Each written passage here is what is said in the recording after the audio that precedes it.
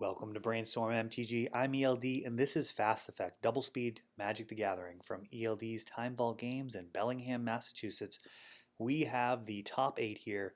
Jerry Meme himself on Sneak and Show has made the top 8, and he is paired up against 12 Post, leading out with the card that it is named after, Cloud Post.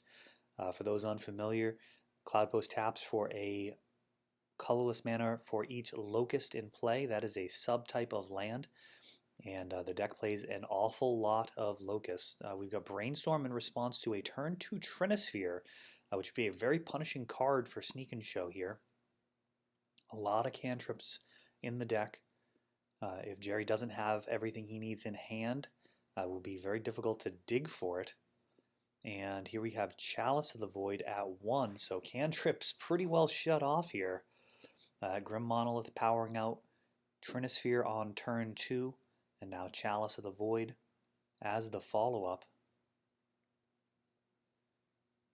And it looks like Eldrazi Temple, so this may actually be more of an Eldrazi post list. Oh, and there's a solid 4-mana spell, sidestepping both Trinisphere and Chalice of the Void and allowing Jerry to dig. So that's probably the perfect top deck there, or perfect card, whether you had it in hand or not. That is really ideal. Looks like a UMA Ancient Tomb, and so far only one Locust. And we have, I believe, an Endbringer. That guy likely to get bounced. He's a big body, and he can tap to do a point of damage.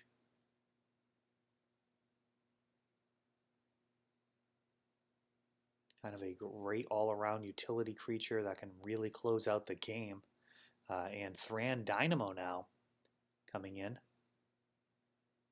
on a turn that sets up for a potentially pretty big explosive mana turn here.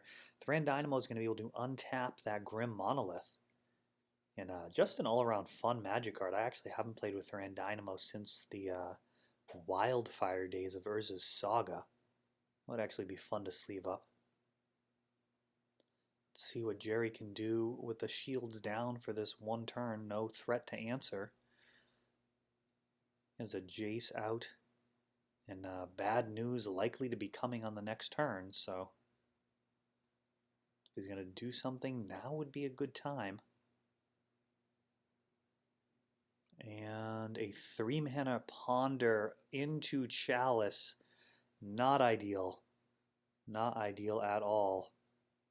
Chalice of the Void countering that, even though it costs 3 mana. And what do we got? 11 mana to play with here? 6, 7, 8, 9, 10. Okay, and then we've got 3 mana paying for a Force of Will. So Ulamog is going to be countered.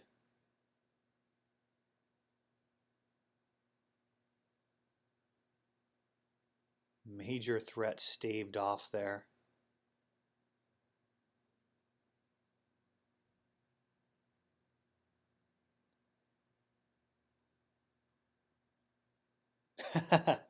And Emrakul, oh, even worse. Here's a sneak attack. And about to activate to put in the Emrakul. And sending for 6, and that is one way to take care of some permanents. Ooh, 1, 2, 3, just actually going to save himself the headache there. I believe he was at 16. I'm not sure if Ancient Tomb had put him below for it to be lethal damage or not. But either way, that is a very grim prospect for a deck that's so mana intensive. Sacrificing 6 permanents is not going to end well.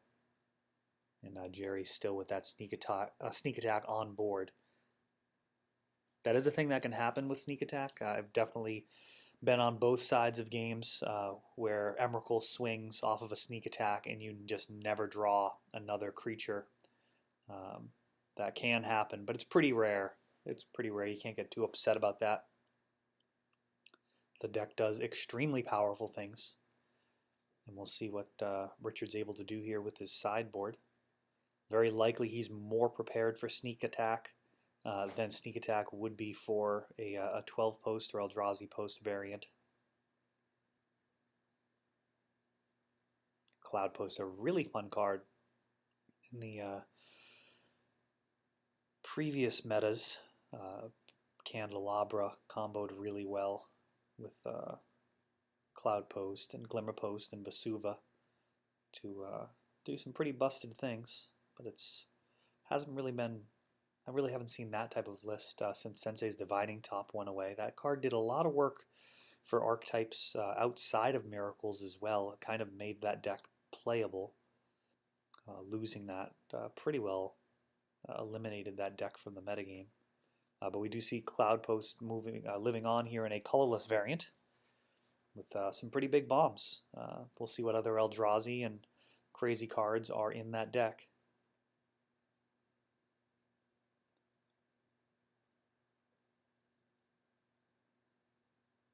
Cloud Post, a little difficult to assemble with a prevalence of Wasteland as well.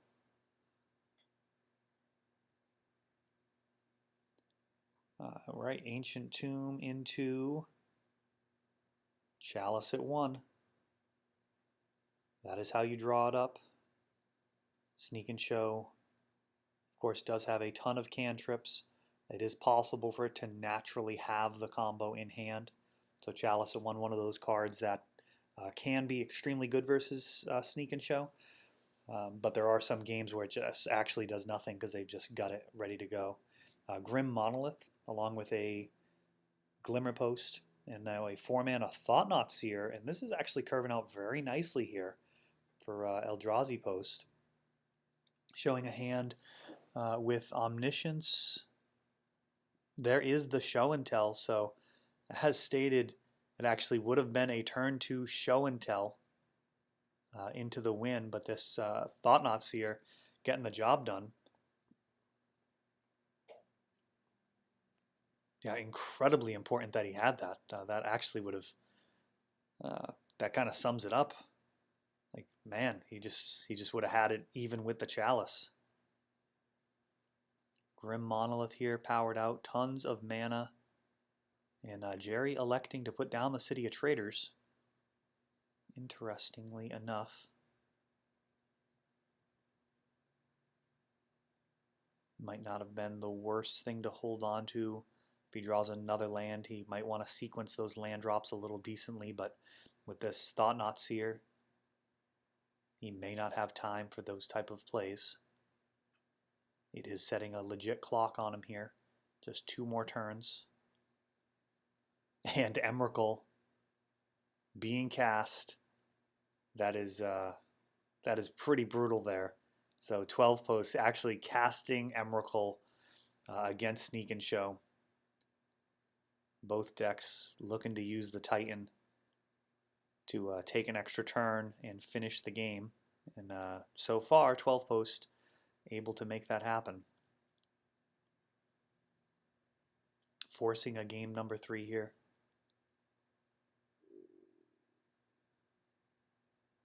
And Jerry, go ahead and reconsider some sideboard cards.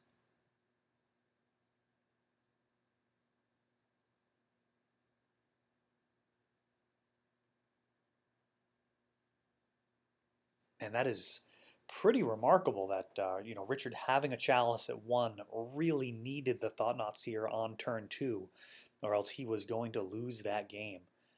That is pretty incredible and a testament to just the raw power level of Sneak and Show. Would have just been a turn 2 Show and Tell into Omniscience, hardcast Gristlebrand, hardcast Emrakul, game over. And instead, Thought-Knot Seer holding down the fort and actually keeping things together long enough for Emrakul to be hard cast on the other side, thanks to Grim Monolith and Cloud Posts, all of which were tapping for, I think they were at 3 mana each there. So pair of Cloud Posts, pair of Grim Monoliths, a few other lands. That adds up to lethal. Let's see what Jerry can do here with his tournament life on the line. A spot on the wall of legends up for grabs here. Every tournament winner at Time Vault Games gets a spot on the wall. We take some photos after the tournament, and I print that out, put it up there with the pin from the event. If you don't know what I'm talking about with the pins, every single ELD Open, I actually make these pins. Got a traditional oil and wax finish on there, hand rubbed, limited edition pins. Every player gets that. I'm hoping that those do turn into collectibles in the community. And that is on the wall as a permanent spot to remember your victory if you come here and win one of these ELD Opens. And one of these will move a step closer toward that final round. We've got an Eldrazi Temple from 12 posts. And Sneak and Show, fetching a Volcanic. He is pondering.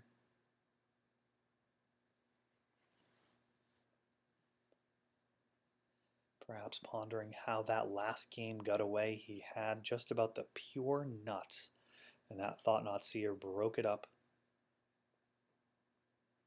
Got a Grim Monolith here. No Trinisphere with it. So probably just a 6 mana available likely on the next turn here for 12 posts. Oh no, that's getting Spell Pierced. Alright, so Spell Pierce versus the deck that often can have tons of mana floating. Very useful in the early game, nonetheless. And Jerry trying to keep it together here with Brainstorm. Trying to just curve out, find the combo, move on to the next round. Richard with different ideas. He's going to hope Jerry stumbles a little bit here and is not able to take advantage of a uneventful early game from Richard.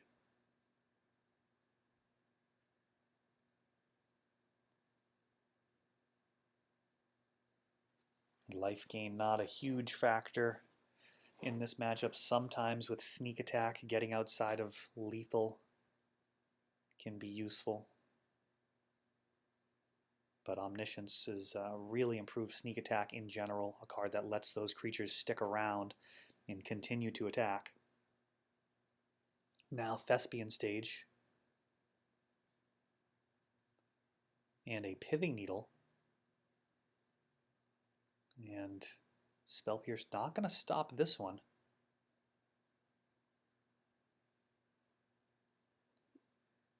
Not sure what that named. Could have been Emrakul, could have been Gristlebrand, could have been Sneak Attack. I mean, it could be Emrakul, it just wouldn't do anything.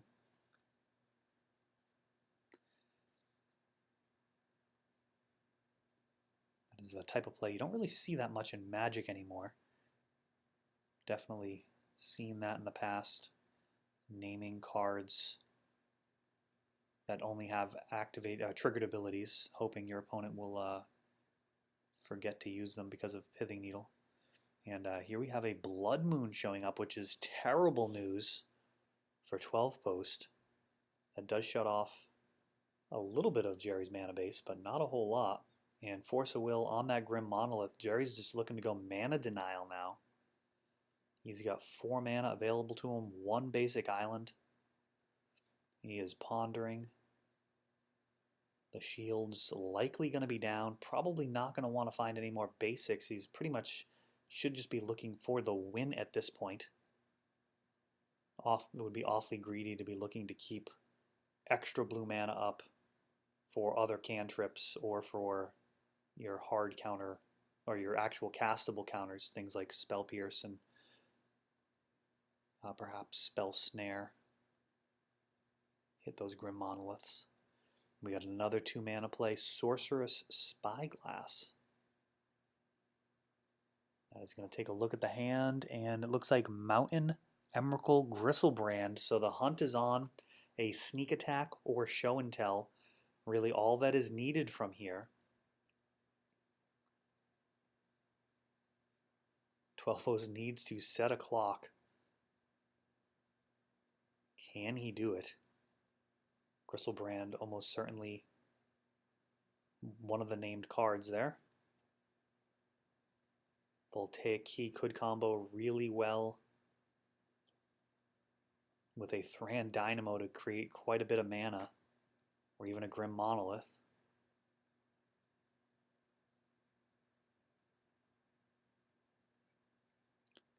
And it looks like a Chalice at, I'm not sure how many, but it is Spell Pierced. Oh, and here's the Sneak Attack. Hopefully Pithing Needle is naming Sneak Attack. Alright, so we don't have an activation, so Sneak Attack is being handled by either Sorcerer's Spyglass or Pithing Needle. He's gonna need the Show and Tell. And there it is. Let's see what type of card Richard has to put in off of this. This is almost certainly going to be Emrakul on the other side of the board for Jerry. If he has Omniscience, all the better for him, but...